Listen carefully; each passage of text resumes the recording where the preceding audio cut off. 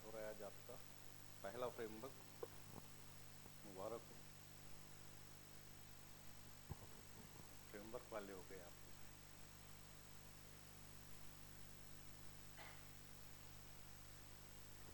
So today's our first framework is hibernate. तो सबसे पहले चूंकि ये पहला फ्रेमवर्क हम लोग पढ़ने जा रहे हैं, तो आई विश टू डिफाइन और एक्सप्लेन कि what is exactly framework means. Frameworks चाहे कोई भी हो, हाइबरनेट हो, कोई भी हो, हमारे पास 7-8 फ्रेमवर्क होते हैं टोटल जावा में।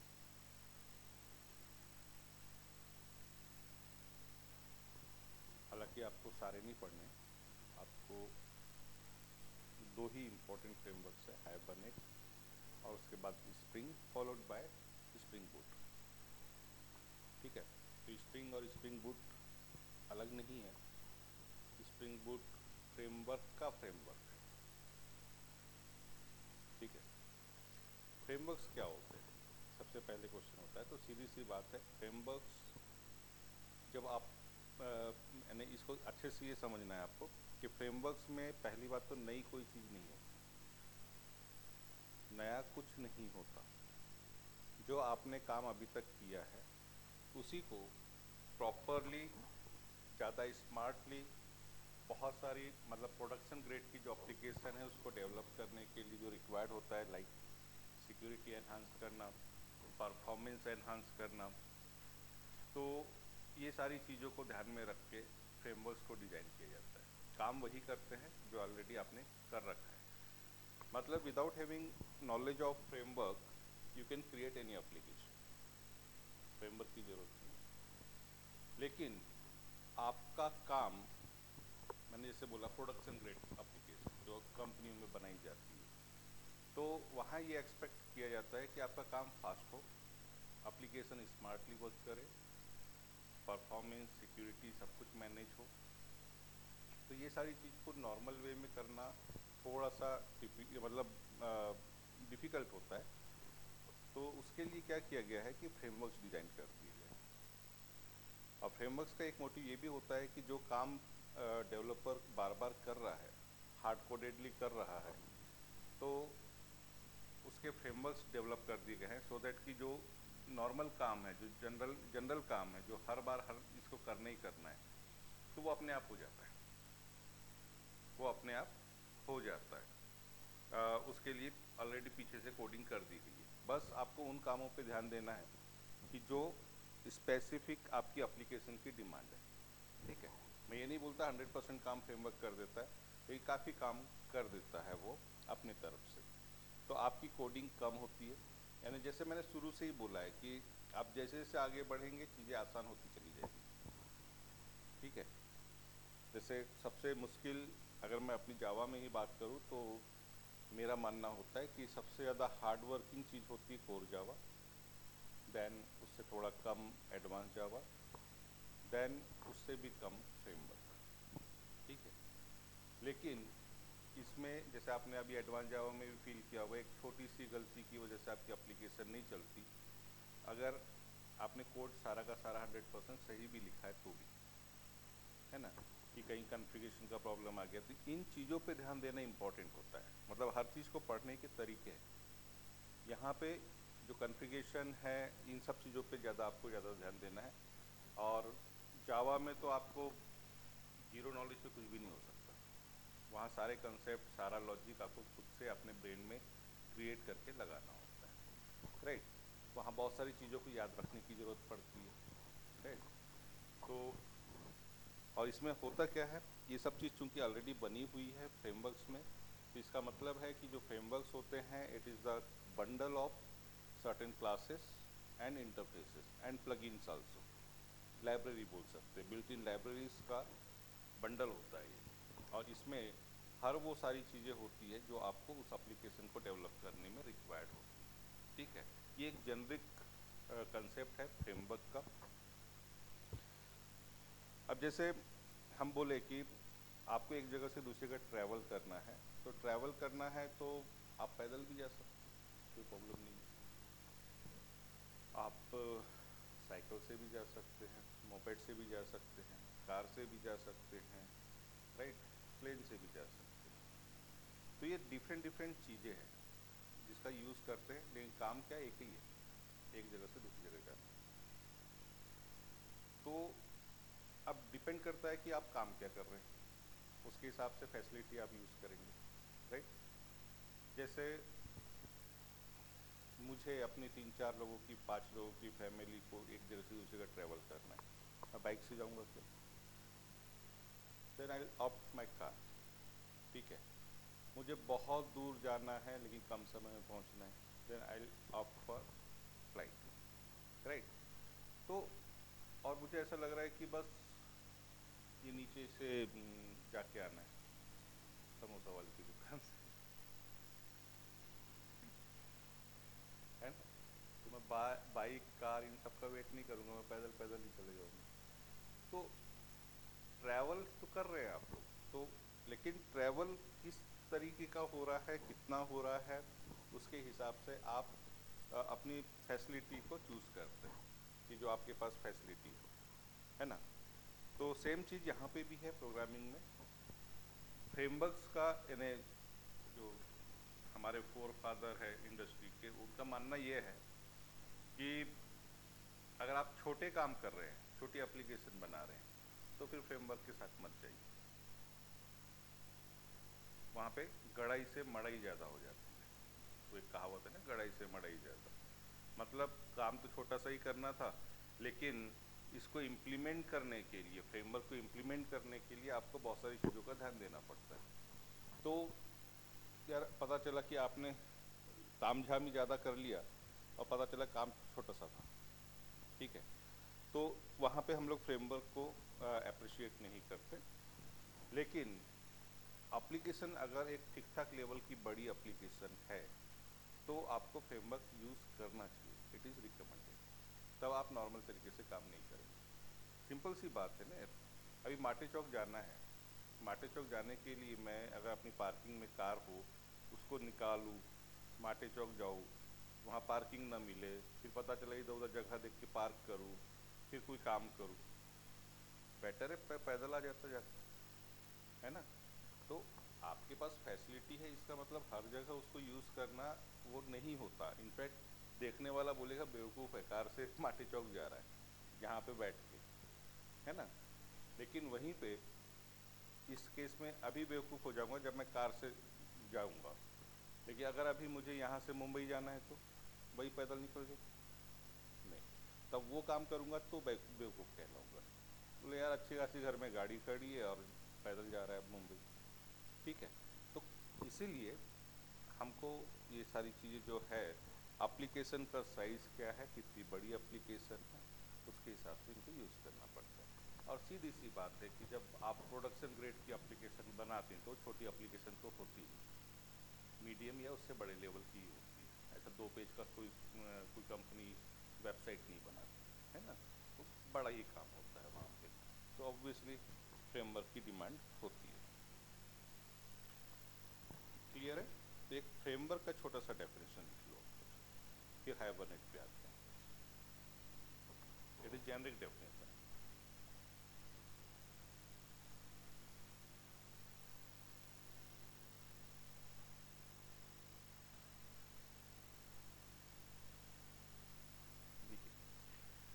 It is the collection of certain classes, interfaces and libraries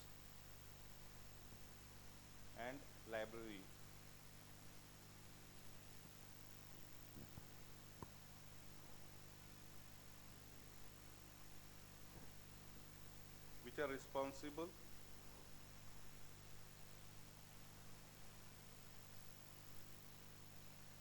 to build production grade application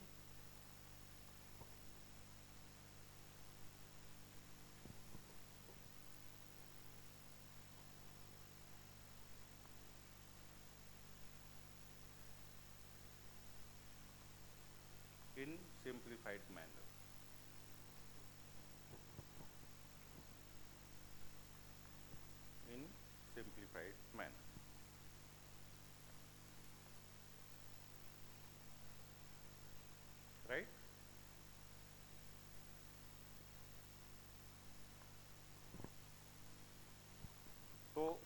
काम करना है तो सीधी सी बात है कि आपको फ्रेमवर्क्स के साथ जाना चाहिए।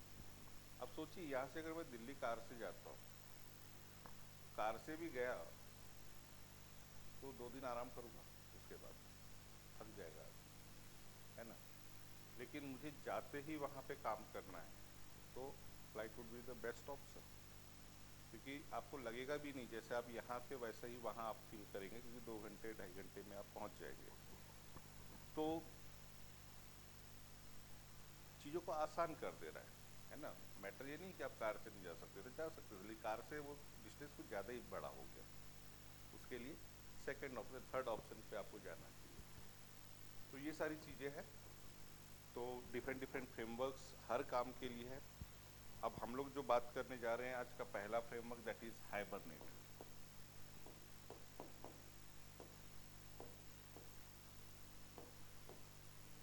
हाइबरनेट एक ऐसा फ्रेमवर्क है जो डाटाबेस के लिए बना हुआ है, बैकएंड के लिए काम करता है, डाटाबेस की फैसिलिटी को प्रमोट करता है।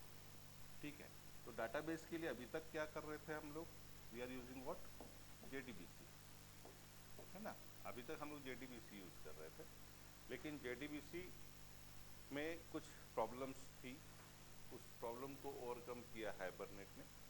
तो वो प्रॉब्लम्स क्या थी?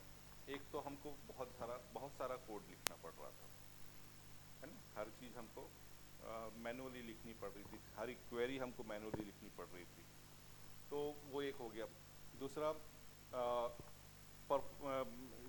इंडस्ट्रियल रिलायबिलिटी कम थी, क्योंकि एक लिमिटेड डेटा के साथ तो ठीक है, मतलब एक up to the mark data है, आपके पास छोटा डेटा है। लेकिन अब डेटा आज की डेट में बहुत बड़े बड़े डेटा सेट आने लगे हैं, जहाँ पे लाखों में डेटा होता है। अब उस लाखों के डेटा को मैनिपुलेट करना, तो उसके लिए आपको परफॉर्मेंस चाहिए, स्पीड चाहिए, राइट। तो जेडीबीसी नहीं कर पाता था उतना, या फिर ये समझ लो कि डेटाबेस क्रैश होने के चांसेस होते थे उस समय जेडीबीसी के केस में, अगर डेटा बहुत ह्यूज डेटा है तो। लेकिन हाइबरनेट ये इंडस्ट्रियल रिलायबल है, ये कितने भी ह्यूज डेटा को आराम से मैनिपुलेट कर सकता है और फास्टली मैनिपुलेट कर सकता है। ठीक है, तो इसलिए उसके कंपैरिजन में, और फिर मैंने पहले ही बोला कि ये फ्रेमवर्क्स अप्लाई ही किए जाते हैं बड़ी एप्लीकेशन के लिए, जहाँ बड़े काम होते हैं। अब डेटाबेस से रिलेटेड है तो डेटाबेस में बड़ा काम क्या होगा? अभी तक हम लोग क्या कर रहे हैं? 10 15 20 डेटा के साथ खेल रहे थे, है ना। लेकिन वही 10 15 20 लाख डेटा के साथ खेलना चालू करेंगे तो परफॉर्मेंस पे इफेक्ट दिखने लगेगी जेडीबीसी में। लेकिन हाइबरनेट के साथ ऐसा नहीं है, वो परफॉर्मेंस देगा। इसके फीचर्स हम लोग लिखेंगे, लिखिए पहले तो इसका डेफिनेशन लिख लीजिए। Hibernate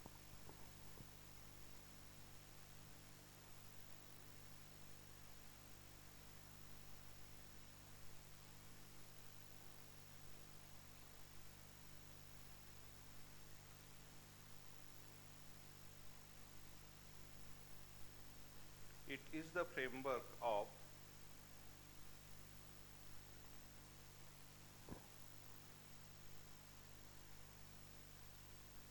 backend database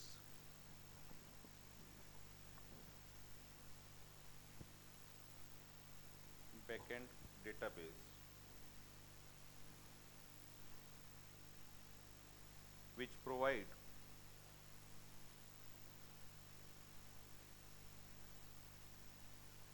strong ORM services, which provide strong ORM। ORM के बाद ब्रैकेट में आप लिखेंगे यहीं पे फुल फॉर्म इसका। ORM का होता है object relational mapping.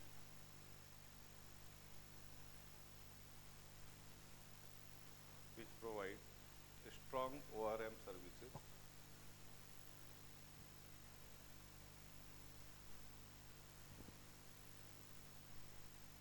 that's it।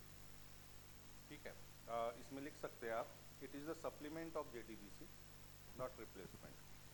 ठीक है, it is a supplement of JDBC, it is a supplement of JDBC. Why I call it supplement? Because it is not the replacement. Hibernate खुद भी background में JDBC को use कर लेता है, ठीक है। तो जैसे सर्वलेट JSP की बात किए थे ना, JSP बैकएंड में सर्वलेट को यूज़ करता है, वैसा ही वो JSP was also not the replacement of servlet, it was the extension we can say. तो ये भी सप्लीमेंट्री है कि यह JDBC के टॉप पे ये काम करता है, हाइबरनेट, ठीक है। और उसके ऊपर जो अपने तरफ से फैसिलिटी देता है वो इसको एनेबल करता है बड़े डेटा के साथ खेलने के लिए। JDBC का जो बेसिक नेचर है वो तो करेगा ही, connectivity from application to database, ठीक है। इसका आर्किटेक्चर लिख लेते हैं हम लोग, देख लेते हैं। Architecture of hibernate.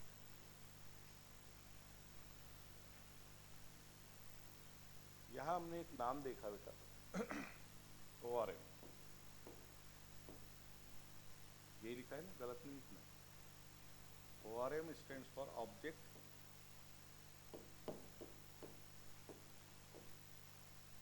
रिलेशनल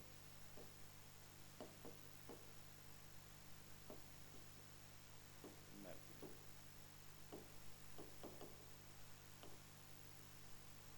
ठीक है, ये जो ऑब्जेक्ट क्या होता है, ऑब्जेक्ट बोले तो जावा की क्लास का ऑब्जेक्ट, सिंपल जावा की क्लास का ऑब्जेक्ट। रिलेशनल क्या होता है, it is nothing but A database, relational database, RDBMS बोलते हैं।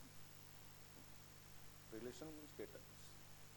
तो जावा का जो ऑब्जेक्ट है वो डेटाबेस के साथ मैप होता है, और उसमें ये ऑटोमेटिकली टेबल क्रिएट करता है, ऑटोमेटिकली प्राइमरी की क्रिएट करता है, ये हम लोग फीचर्स में लिख देंगे। तो बहुत से काम ये ऑटोमेटिकली कर देता है, बहुत से काम।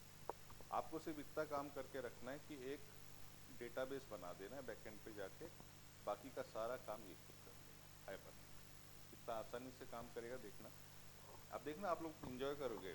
फ्रेमवर्क जैसे जैसे अभी हम लोग पढ़ेंगे ना, आप इंजॉय करोगे। अब आपका वो स्मूथ टाइम चालू हो गया, प्रोवाइडेड अभी तक जो पढ़ा है वो अच्छे से आता हो, ठीक है। तो बेटा कैसे भी करके मेहनत करके ना सर्वलेट JSP क्लियर कर ले अपना, है ना, चाहे वीडियो देख के चाहे मेरे से पूछ के, जो भी है उसको कर लेना। क्योंकि वो आज की डेट में हम डायरेक्ट उस पर काम करते नहीं, लेकिन नॉलेज ज़रूरी है उसका। और उससे ज़्यादा इम्पोर्टेंट है कि you are also one of the good student. मैं जो देख रहा हूँ तूने बहुत मेहनत की है और अच्छा परफॉर्मेंस भी है तेरा। मैं चाहता हूँ कि छोटी सी चीज़ की वजह से इंटरव्यू में दिक्कत ना हो। क्वेश्चन तो पूछेगा ही ना इंटरव्यू में, ठीक है। ऑब्जेक्ट रिलेशनल मैपिंग, तो ये एक मैंने आपको वो बता दिया कि क्या होने वाला है जावा की क्लास। तो सबसे पहले यहाँ पे क्या होगा बेटा, जावा एप्लीकेशन होगी,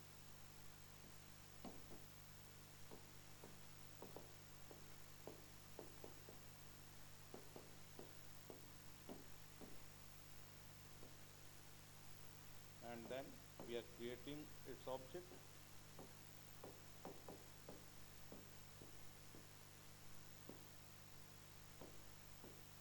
और इसके साथ इंटरेक्ट करेगा ऑब्जेक्ट के साथ और हाइबरनेट।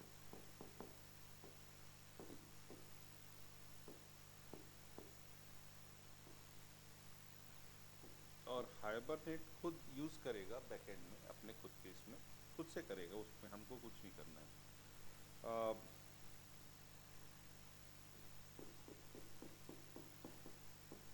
एग्जिस्टिंग मेथडोलॉजी जो अभी एग्जिस्ट करती है, हाइबरनेट नहीं था तब भी जो एग्जिस्ट करती थी, उन मेथडोलॉजी को ये खुद बैकएंड में यूज़ करेगा, जिसके एग्जांपल हैं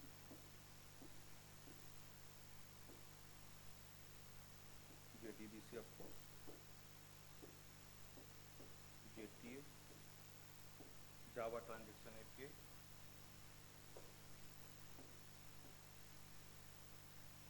JND,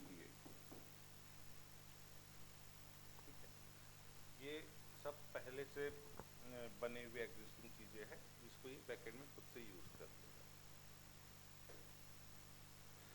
हाइबरनेट के अपने खुद कंपोनेंट्स होते हैं।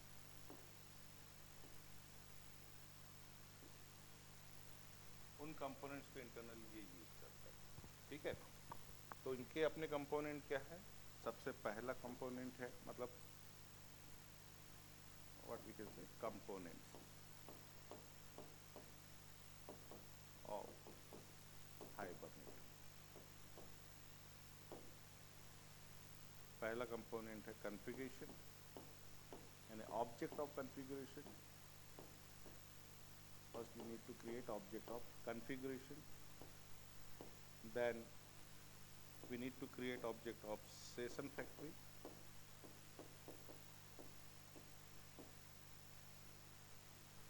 then we need to create object of session, and last one is object of transaction. इसको आप लोग विजुलाइज कीजिए, जैसे हम लोगों ने JDBC के साथ कनेक्टिविटी की थी तो 4 स्टेप लिखी थी। पहले ड्राइवर लोड किया था, देन URL मतलब कनेक्शन फैच किया था, देन स्टेटमेंट क्रिएट किया था, देन रिजल्ट सेट। 4 स्टेप वहाँ पे भी थी और उसका अपना एक ऑर्डर था। सबसे पहले ड्राइवर लोड ही होना चाहिए, ऐसा नहीं कि आप पहले स्टेटमेंट क्रिएट कर लो, ड्राइवर बाद में लोड हो रहा है, ठीक है अश्लेष साहब? नहीं, डेट आई नो कि 4 स्टेप थी, लेकिन चारों स्टेप का एक सीक्वेंस है, हर चीज़ का सीक्वेंस होता है ना, न कि वेरिएबल पहले यूज़ हो और डिक्लेयर नीचे हो। इसलिए मैं तेरे को स्पेशली बोल रहा हूँ। तो यहाँ पे भी you need to follow this order. First you need to create object of configuration, then session factory. नाम से ही समझ में आ रहा है बेटे, फैक्ट्री है, फैक्ट्री है मतलब जहाँ प्रोडक्शन होता होगा किसी चीज़ का, और किसका होता होगा? सेशन का। ये प्रोडक्शन की फैक्ट्री पहले इस्टेब्लिश होगी तभी सेशन बनेगा, है ना। सेशन बनेगा कब? फैक्ट्री में बनता है सेशन, तो पहले सेशन फैक्ट्री आएगी एग्जिस्टेंस में, फिर सेशन बनेगा और सबसे आखिरी में ट्रांजैक्शन, ठीक है। ये ऑर्डर है।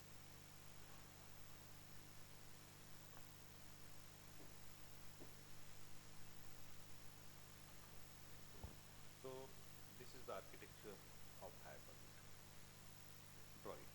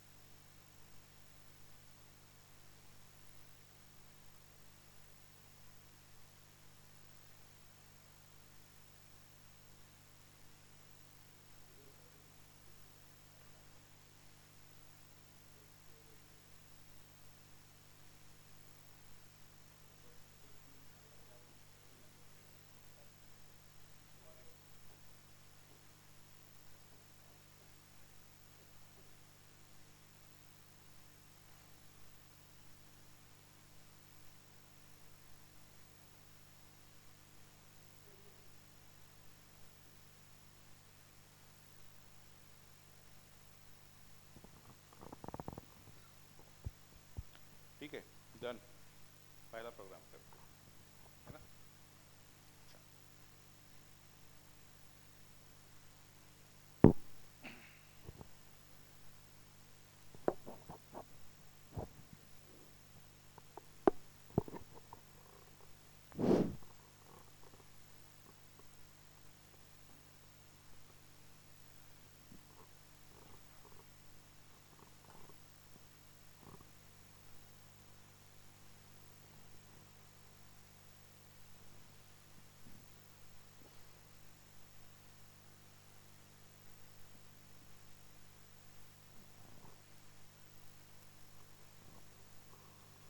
तो अभी हमको इंडिपेंडेंटली पहले हाइबरनेट ही सीखना है, फिर इसको अच्छा जैसे JDBC किसी के भी साथ यूज़ हो सकता है ना।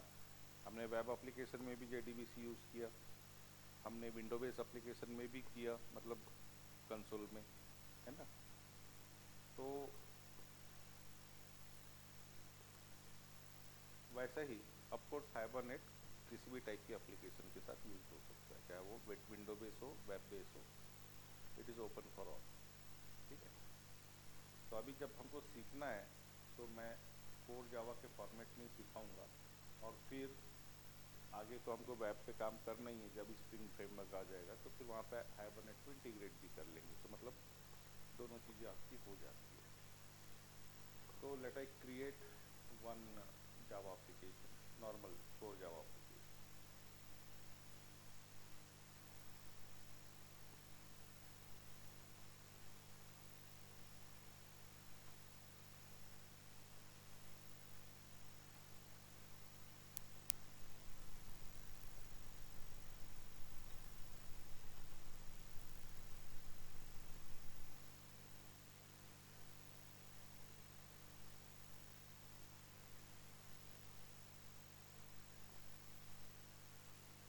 तो एक एप्लीकेशन में एक प्रोजेक्ट हमने बनाया, हाइबरनेट फैब 25।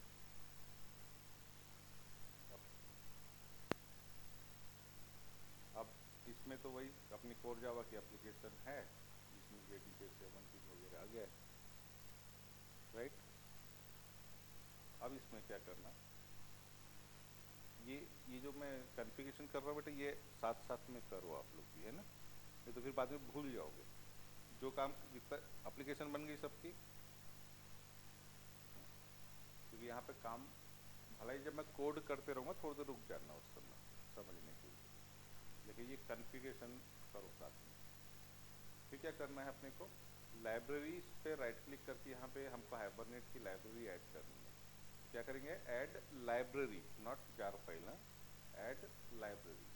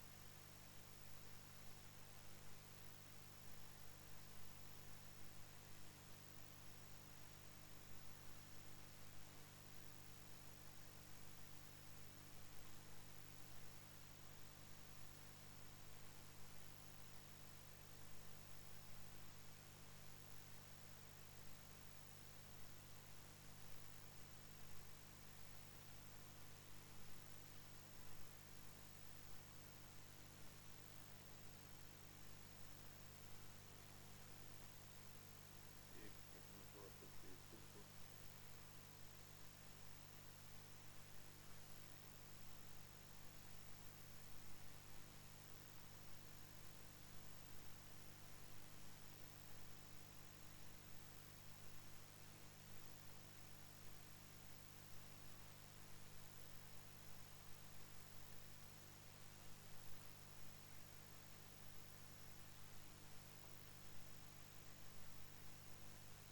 एक मिनट। आप लोगों के पास में JDK नेटबिन 8 है क्या?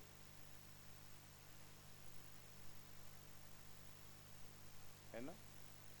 एक काम करो, उसको ओपन मैं थोड़ा सा ये क्या देखता हूँ, 17 में देखता हूँ।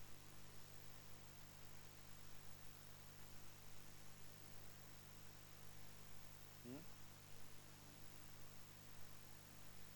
8 नहीं है।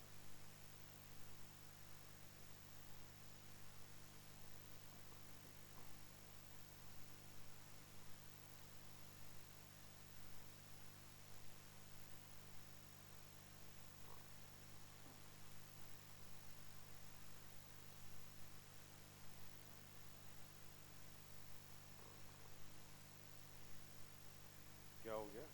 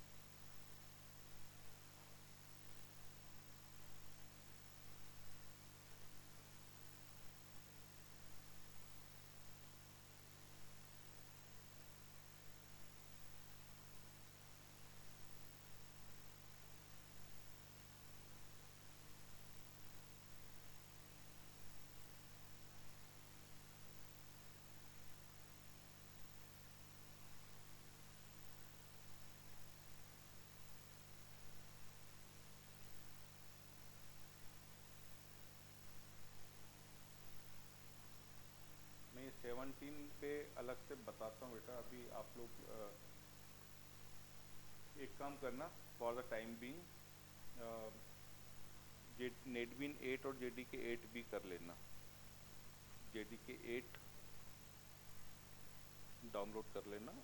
अगर होगा तो ठीक है, नहीं होगा तो कर लेना, पहले उसको इंस्टॉल कर लेना और नेटबिन 8 भी कर लेना, ठीक है?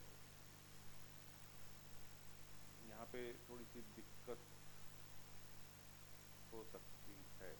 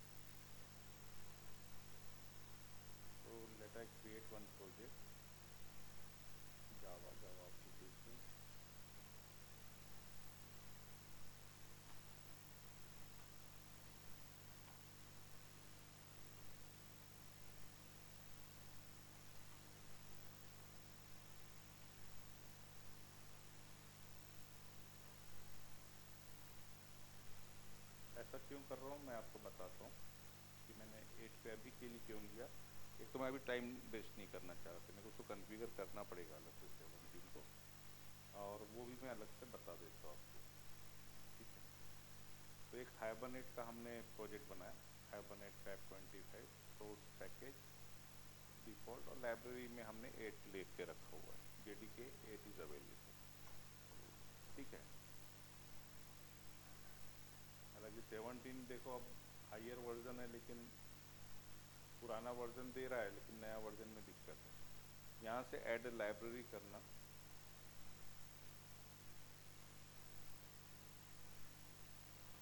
और यहाँ आपको देखेंगे ये हाइबरनेट मिल जाता है। वहाँ लाइब्रेरी में हाइबरनेट नहीं है 17 में, इसलिए मैं इसको लिया। अभी अदरवाइज़ क्या करना होगा, हाइबरनेट अलग से डाउनलोड करना पड़ेगा मैनुअली जाके, फिर उसके साथ उसको कॉन्फ़िगर करना पड़ेगा, ये वाला काम हो जाएगा। तो ठीक है, वो कर लेंगे, लेकिन हाइबरनेट की लाइब्रेरी इन शॉर्ट हमको चाहिए होती है। तो ये हाइबरनेट की लाइब्रेरी JDK 8 में बाय डिफ़ॉल्ट रहती है इंक्लूडेड, है ना। तो ये बेनिफिट मिलेगा, इसलिए 8 कर लेना अभी, ठीक है। अभी इम्पोर्टेंट है हमको हाइबरनेट सीखना, न कि ये सब करना। और बाद में वेब में तो हमको ज़रूरत नहीं, हम वेब में वापस उस पर चले जाएंगे 17 में, वहाँ पे हाइबरनेट वेब में आ जाएगा, इसमें दिक्कत है विंडो में, ठीक है। तो ऐड लाइब्रेरी किया हमने, इतनी लाइब्रेरी हमारे पास में आ गई। ऐड जार नहीं करना है, ऐड लाइब्रेरी करना है। अब इतनी सारी हमको डाउनलोड करके फिर ऐड करना पड़ता है ना, तो बड़ा टाइम टेकिंग हो जाता वो, तो ठीक है। और आप इसमें डाटाबेस के साथ काम कर रहे हैं, तो एक वाली जार फाइल भी ला देना जो MySQL की है। कहाँ रखा है इसके, मेरे डाउनलोड नहीं हुई MySQL,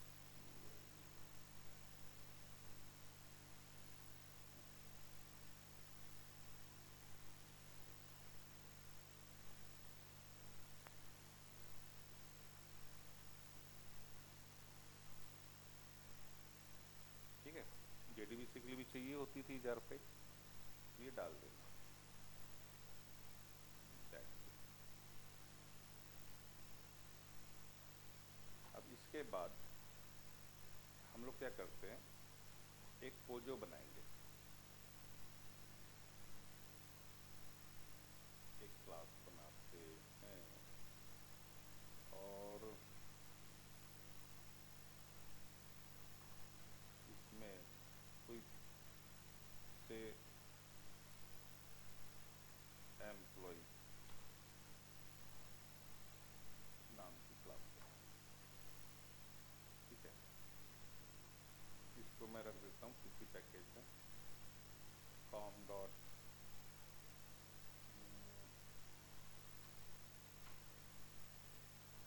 हाइबर डॉट मॉडल या एंटिटी,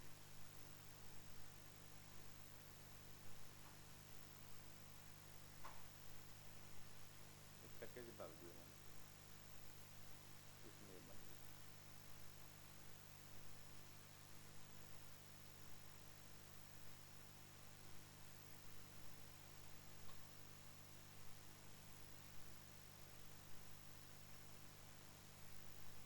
ओके,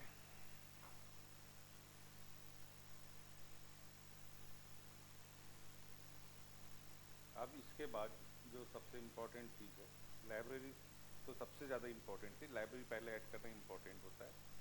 उसके बाद में आपको इसमें एक क्रिएट करना है ये वाला हाइबरनेट कॉन्फ़िगरेशन विज़ार्ड। अगर ये यहाँ लिस्ट में नहीं मिलेगा तो आप अदर में चले जाना, यहाँ पे आके आप हाइबरनेट को सिलेक्ट करना। इसमें जो पहली फाइल है, ठीक है, एक्चुअली ये एक XML फाइल बनने जा रही है, ठीक है। और ये ही फाइल रिस्पॉन्सिबल होती है जावा एप्लीकेशन और पीछे का डाटाबेस, इसके बीच में मैपिंग, क्योंकि हम क्या पढ़ रहे हैं, ORM tool, object relational mapping. तो ऑब्जेक्ट बोले तो जावा की क्लास का ऑब्जेक्ट, रिलेशनल बोले तो डाटाबेस, और उनके बीच में मैपिंग। तो ORM को का एक्चुअली जो फीचर है वो इसी के थ्रू आता है कि यही वो फाइल होती जो दोनों को मैप करती है। तो हाइबरनेट कॉन्फ़िगरेशन विजार्ड ये आपको लेना है, ठीक है, पहली वाली। नेक्स्ट, इसका नाम होता है hibernate.cfg.xml, ठीक है। तो इसका डिफ़ॉल्ट नेम ये है, चाहे तो चेंज कर सकते हो लेकिन नेमिंग कन्वेंशन यही है तो रहने दो। देन अब यहाँ से तीसरी स्टेप होती है डेटा सोर्स सिलेक्ट करने का। तो यहाँ से आपको देखना है कि डेटा सोर्स सिलेक्ट करना है। तो अभी देख रहे हैं ये सैम्पल डाटाबेस, इसमें जो डाटाबेसेस होंगे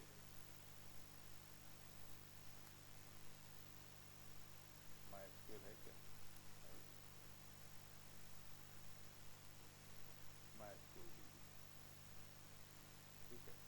तो हम MySQL डायलेक्ट, यहाँ पे जो भी डाटाबेस होगा उसका डायलेक्ट ऑटोमेटिकली आ जाता है ना।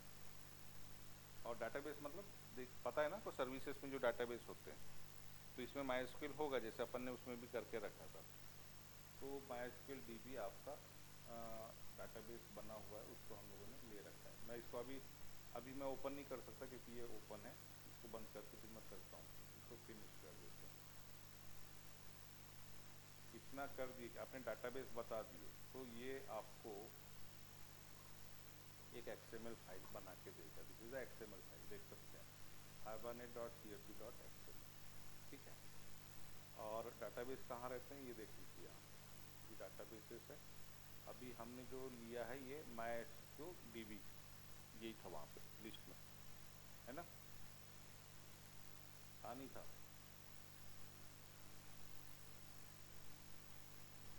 जब कॉन्फ़िगरेशन कर रहे थे मैं वही बोला कि मैं इसको दिखा दूंगा आपको कि ये है। पहले इसने बाय डिफ़ॉल्ट ये ले रखा था, हमने इसको चेंज करके ये ले लिया। इसको कनेक्ट करके देखें,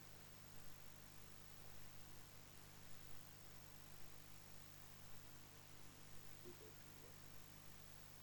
तो ये है इसका GUI फॉर्मेट, जैसे आप web.xml में भी देखते थे इस टाइप का फॉर्मेट होता है।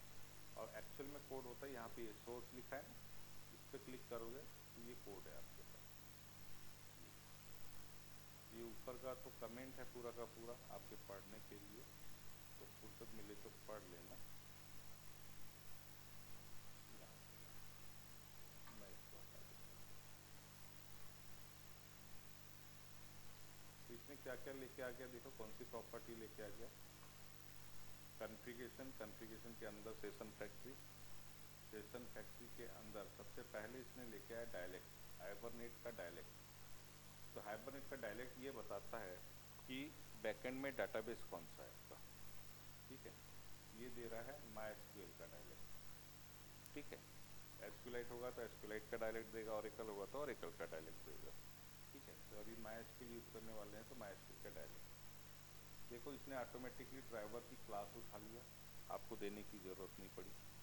इसने URL उठा लिया जो आपको देने की ज़रूरत नहीं पड़ी। यूज़र नेम उठा लिया, ठीक है। और चाहे तो हम यहाँ से पासवर्ड भी दे सकते हैं, दे देंगे अभी, ठीक है।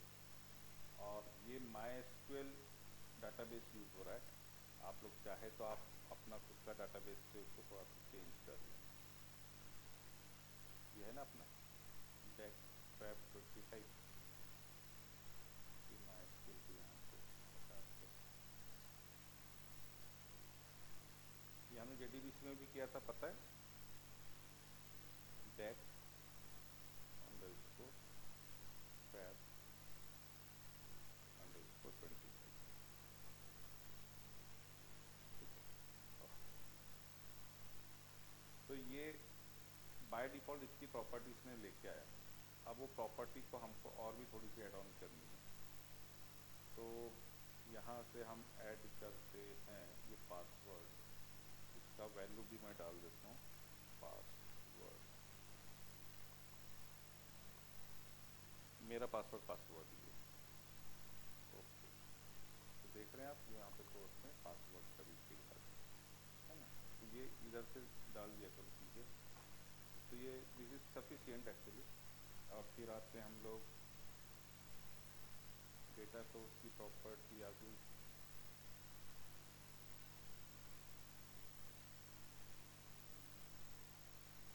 मैपिंग।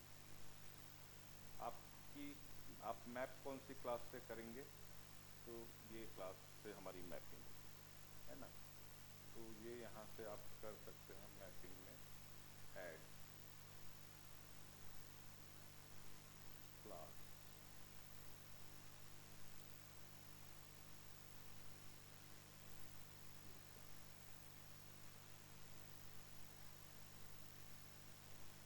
बाकी सब लिखने की ज़रूरत नहीं है, ठीक है।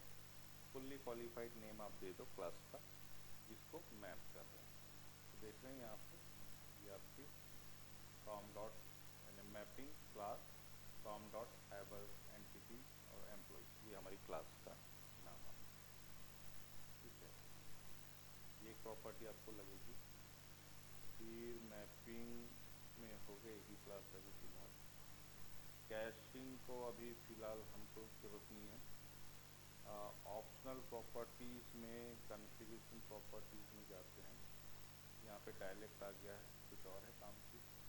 हाँ, शो एसक्यूएल को मैं ट्रू कर देता हूँ, ये मैंडेटरी नहीं है, लेकिन जब ये क्वेरी चलाएगा ना तो कंसोल पे आपकी क्वेरी दिखना चाहिए, इसलिए इसको ट्रू करते हैं।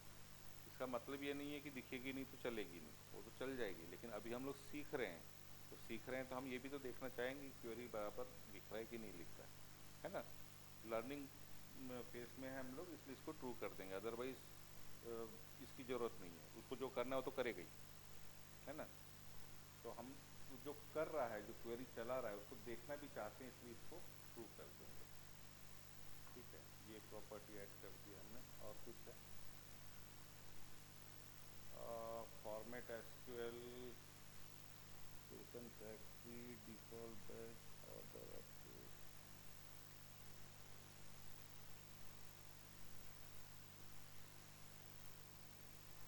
फॉर्मेट एसक्यूएल हम लोग करेंगे, ये प्रॉपर फॉर्मेटेड क्वेरी आती है इसमें, लेकिन अभी मैं नहीं कर रहा हूँ क्योंकअभी मैं चाहता हूँ कि कम से कम मैं प्रॉपर्टी यहाँ दिखाऊँ। ओके, ये हो गया कॉन्फ़िगरेशन। और एडीबीसी कनेक्शन में क्या है,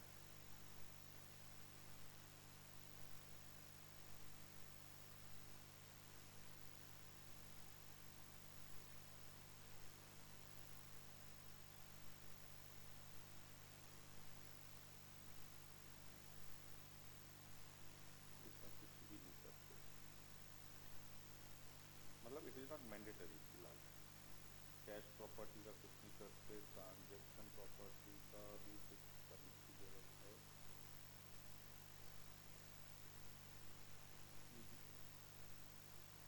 नॉट रिक्वायर्ड। हाँ, यहाँ आ जाओ मिसलेनियस प्रॉपर्टी, इसमें ये जो hibernate current session context class को जेटीए लिखा है, हम इसको थ्रेड कर देते हैं। और इसके अलावा ये इम्पॉर्टेंट है, H B M to D D L auto, क्योंकि हमको ऑटोमेटिक काम करना है, तो टेबल ऑटोमेटिक क्रिएट होना चाहिए, तो यहाँ पे हम लोग क्रिएट यूज़ कर लेंगे। ये आपको दो चीज़ों का ध्यान रखना है, आइदर ये क्रिएट होगा या अपडेट होगा, ठीक है। तो पहले हम लोग क्रिएट रख लेते, क्योंकि अभी तक हमारे पास टेबल होगा नहीं, तो इसको हम क्रिएट करना चाहते हैं, तो क्रिएट, ठीक है, सफिशियंट है, इतनी प्रॉपर्टी आपको चाहिए।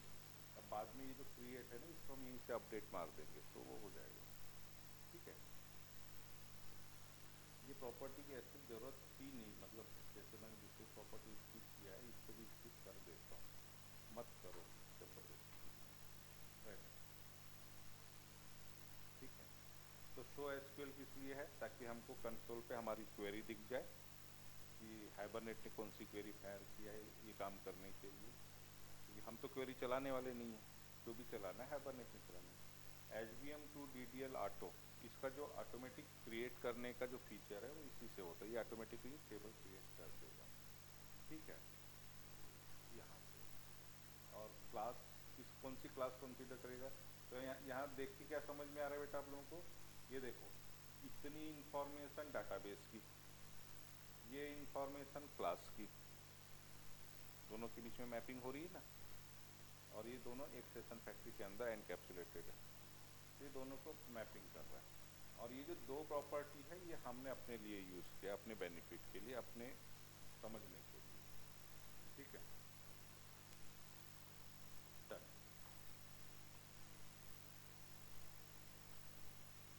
अब आते हैं यहाँ पे,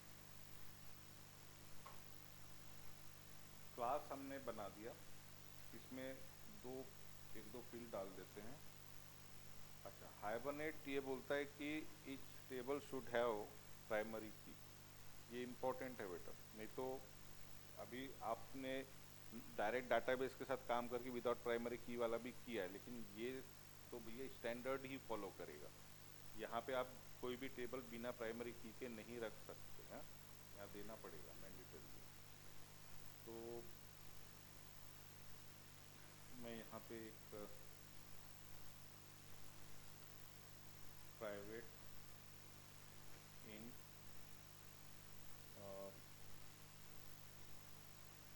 PMPID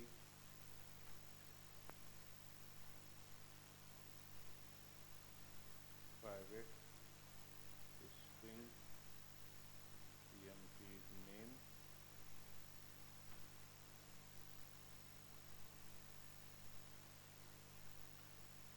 प्राइवेट स्ट्रिंग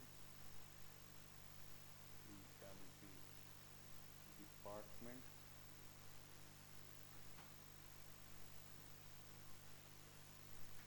चलो अभी 3 ही रखते हैं, जो भी जितने भी देना दे सकते, कोई भी। पोजो बनाना मैंने आपको पहले भी सिखाया है, वही अब खेल चालू हो गया। अब पोजो फ्रेमवर्क बोले तो यहाँ पे पोजो का बहुत यूज़ है, जो हम लोगों ने कहीं ना कहीं बना के देख लिया है। स्टूडेंट का पोजो बना, पोजो मतलब कि प्लेन ओल्ड जावा ऑब्जेक्ट जिसको बोलते हैं। तो हमको यहाँ पे क्या चाहिए, डिफॉल्ट कंस्ट्रक्टर चाहिए,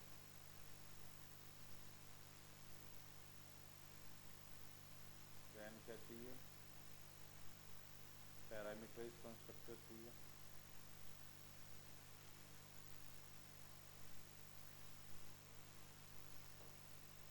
और इनकी सेटर गेटर चाहिए।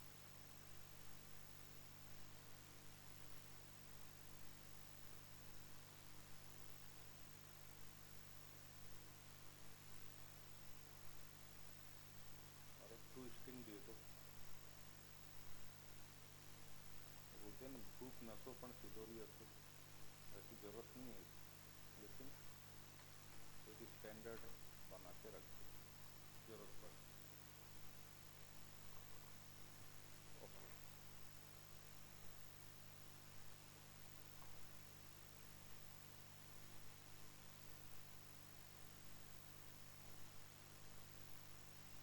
एम्प्लॉय टेबल है यहाँ पहले से, इसमें बहुत सारे फील्ड वाला है ये, है ना, ठीक है।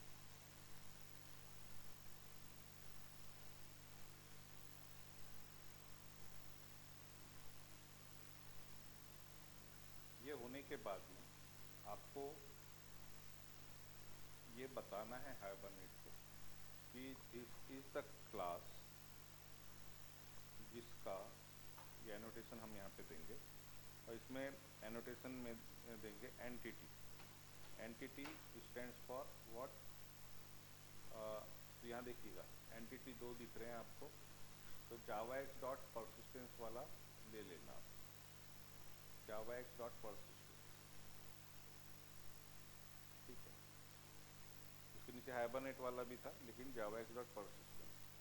आपका क्वेश्चन हो सकता है कि सर परसिस्टेंस वाला क्यों लिया, हाइबरनेट वाला क्यों नहीं लिए, तो उसका आंसर ये है कि परसिस्टेंस, जो परसिस्टेंस एपीआई है ना, ये जेनरिक एपीआई, तो ORM यानी हाइबरनेट क्या है, ये एक फ्रेमवर्क है जो परसिस्टेंस एपीआई को यूज़ करके काम करता है, मतलब ओआरएम को, persistence API actually ORM provide करती है और उसको, उस फैसिलिटी को, उस सर्विसेज को यूज़ करता है हाइबरनेट।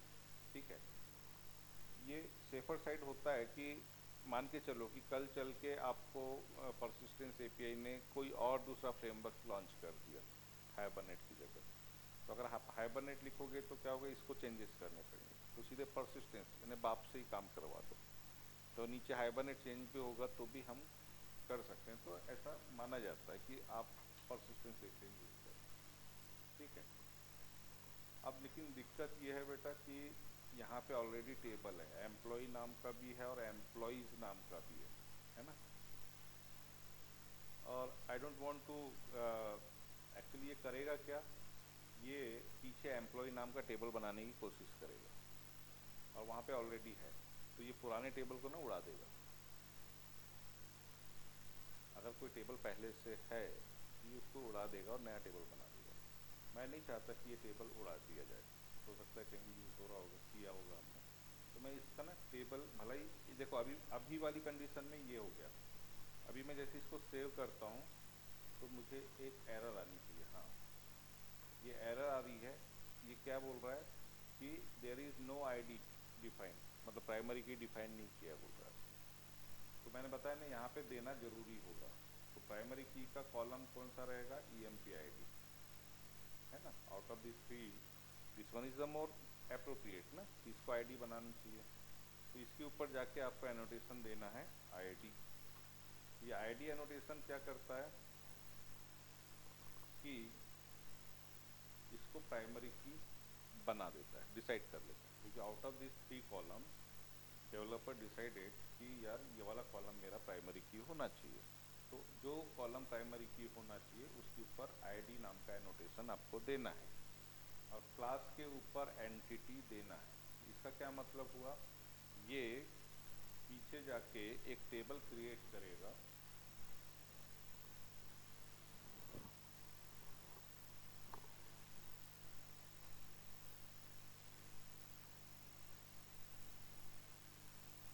ये पीछे जाके एक टेबल क्रिएट करेगा, इस टेबल का नाम रखेगा ये अपनी तरफ से एम्प्लॉय, एम्प्लॉय बोले तो ये बन गया आपका टेबल। ठीक है, और इसके 3 कॉलम बनाएगा, first EMP ID, then EMP name और EMP डिपार्टमेंट। एग्जैक्टली वही नाम देगा जो यहाँ पे आपने दे रखा है। यहाँ जो वेरिएबल के नाम है वो नाम की यहाँ टेबल बन जाए। ठीक है, और इसमें इसको कर देगा ये प्राइमरी की, बिकॉज इसमें आईडी दिया है। इसमें फीचर्स में मैंने लिखाया था कि इट ऑटो जनरेटेड टेबल और schema and it auto generated primary, है ना, ये फीचर्स में लिख देंगे। फिर डाटा डालने वाला काम वो अलग है, उस पर हम अलग से बात करेंगे, लेकिन इतना डिफाइन हो गया इससे, क्लास से। अभी मेरे पास क्वेश्चन ये है कि यार एम्प्लॉय नाम की टेबल ऑलरेडी बना हुआ है मेरे डाटाबेस में, तो we have one more feature, मैं हालांकि इसको बाद में बताता लेकिन मैं अभी बता देता हूँ कि मेरे को नाम अगर चेंज करना है तो मैं क्लास का नाम चेंज नहीं करूँगा। वी हैव फैसिलिटी कि मैं यहाँ जाके एक एनोटेशन और होता है टेबल, ठीक है, और टेबल में मैं यहाँ दे देता हूँ नेम इक्वल टू